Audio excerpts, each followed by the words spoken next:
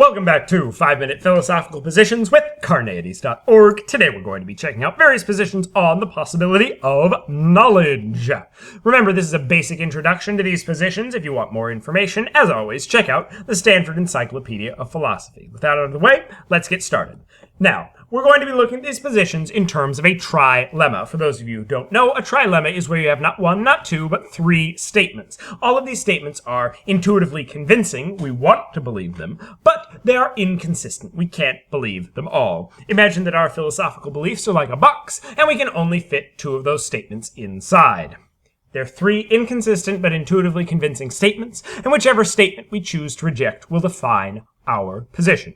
Let's take a look at the statements. They are, I don't know that I'm not being systematically deceived. If you want more information on systematic deception, check out my video on the first of Descartes' meditations, or just watch The Matrix. To have knowledge, I must know that I'm not systematically deceived. Well, that makes sense. In order to have knowledge about the world, I should probably know that I'm not in the Matrix. And I know that there's a hand in front of my face.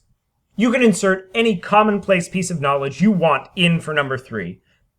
The point is that if I don't know I'm not in the Matrix, or being systematically deceived in some other way, and to have knowledge, I have to know that I'm not in the Matrix, there's no way that I can have any of that commonplace, everyday knowledge. Let's take a look at the positions. So, first position is called internalism. Internalists deny the first claim, that I don't know that I'm not being systematically deceived, and they accept the other two. Basically, they're saying that you can beat the deception from the inside. There's a way for me to know from my first-person perspective that I am in fact not in the Matrix. I can take the evil deceiver and I can defeat him with the power of my mind. There's a bunch of different versions of internalism that I'm not going to get into right now. Hopefully I'll do another video on it. Some notable examples, of course, include foundationalism and coherentism. In contrast with internalism, the next position we have is called externalism. Externalism accepts the first premise, but rejects the premise to have knowledge, I must know that I'm not systematically deceived, and then finally accepts that I know that there's a hand in front of my face. Basically, what the externalist is saying is that I don't have to know that I know. Sure, it's possible that I'm in the Matrix or something like that, but as long as, in fact, I'm not in the Matrix, I don't need to know whether or not I'm in the Matrix. All I need to know is that there's a hand in front of my face in order to have that knowledge. I don't need to know that I know. As long as my faculties are reliable, insert whatever externalist word you want in there, that's how they distinguish positions a lot of the time, for reliable, I can have knowledge. I can't know if I'm in a skeptical scenario. I'm not going to worry about it. If you want more information on externalism and internalism, in fact, check out Internalist versus Externalist Conceptions of Epistemic Justification on the Stanford Encyclopedia of Philosophy.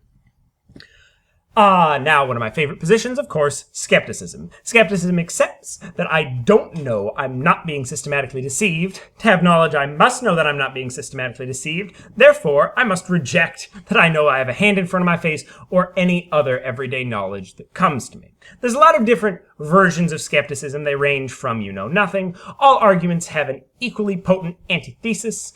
I've found no arguments that I believe can be classified as knowledge. Knowledge is impossible, and all I know is that I know nothing. There are different shades of skepticism. If you're interested, check out Contemporary Skepticism on the Internet Encyclopedia of Philosophy, or just watch some more videos here. Finally, there's actually a fourth position that you can take out of this trilemma, and it's called contextualism. Contextualism actually goes ahead and accepts all three statements, but what they do is they say there's two different kinds of knowledge that you're talking about here. You're talking about everyday knowledge, which is knowledge we claim to know so we can get through our lives, like I have a hand in front of my face, and philosophical knowledge, which, when we're pressed about skeptical scenarios, the Matrix, and evil deceivers, we say, oh, I was wrong. No, you're right. I don't know these things. If you're interested in contextualism, check out Epistemic Contextualism on the Stanford Encyclopedia of Philosophy. To reduce these positions to caricature, the skeptic is the one saying that knowledge is impossible. The internalist says, I can defeat you with my mind, Mr. Skeptic, I can know. The externalist says, well, we might be deceived, we might not, as long as I'm in fact reliable, I can know. And the contextualist says, come on, guys, You're talking about two different things. You're talking past each other. The good thing for the skeptics is that the burden of proof lies on the shoulders of the internalist, the contextualist, and the externalist.